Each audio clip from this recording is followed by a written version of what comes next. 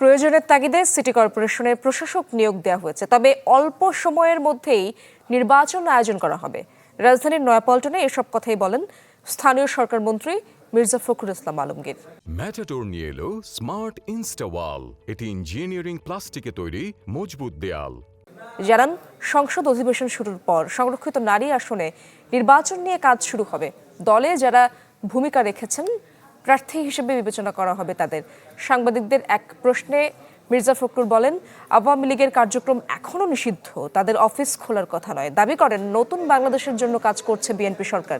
সুখী ও সমৃদ্ধ দেশ করবে তারেক রহমানের নেতৃত্বে।